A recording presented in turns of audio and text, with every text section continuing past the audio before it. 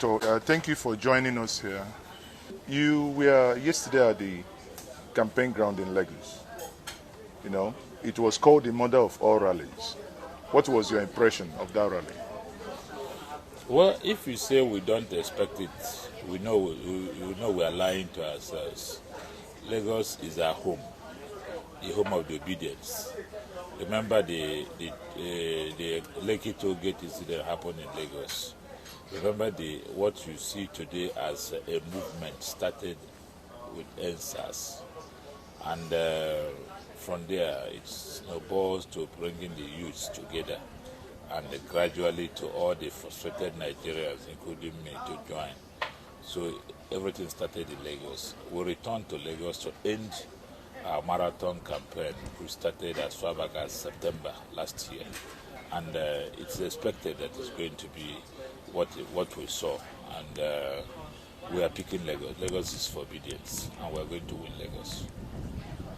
Okay, as the head of intervention within the Labour Party Presidential Campaign Council, you saw the attack that happened in Lagos, where your members, their cars were vandalized, many of them with so much machete cuts and stabbings. Looking at the pictures that came out of Lagos yesterday, considering the peace accord that was signed by all the parties, do you think that there isn't enough good faith given to you and the party in Lagos? Well, the way I see it is that for me, it boils down to frustration and sense of entitlement on the people who did that. They believe that Lagos is theirs, and believe that everybody in Lagos ought to depends on their whims and caprices. You remember, when you know how Lagos has been governed from 1999 to date, you can understand what I mean. And that is why they believe it is our own Lagos. That is, for them, it is our own Lagos. Unfortunately, they know that in a city, in a state with over 7 million registered voters, there are bound to be people who have divergent views. People who ought to have their divergent views, and they are ready to express it this time around. ANEC has come with beavers, all thanks to President Buhari, who signed the new Electoral Act 2022 into law, and the people have started taking ownership. It is not just the presidential election which Labour Party is bound to win, but the governorship of Lagos will eventually change hands. So, no matter how you bring your frustration to bear by attacking innocent people, they wake up one day and it will be done on them. They have lost Lagos, and definitely it will happen.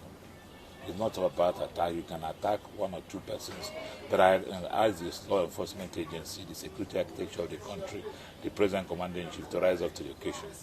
They signed a peace accord. That is not it's not a paper. It's not ordinary tissue paper. It's an accord of eminent Nigerians, signed by presidential candidates of 18 political parties.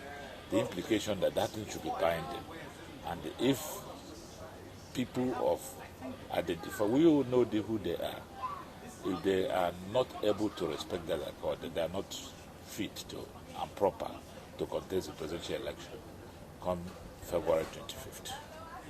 Does that worry you that this type of attack may scare people from coming out to vote in 13 days' time, or what do you think?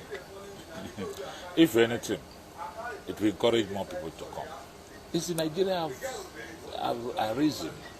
We have been woken up. We are no longer in slumber. Everybody wants to take back his country. I mean, we can't have a nation well blessed with rich human and natural resources. A nation that we ought to reposition to lead Africa out of the doldrums we found ourselves. And we, who own power, we allow few people to control power. They have hit the right chord, and this is going to make more people to massively troop out to vote. And when they vote, they defend their votes.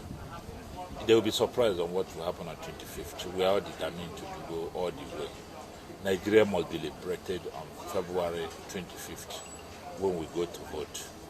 And we are not going back on it. So they are making a mistake because it's going to work against them.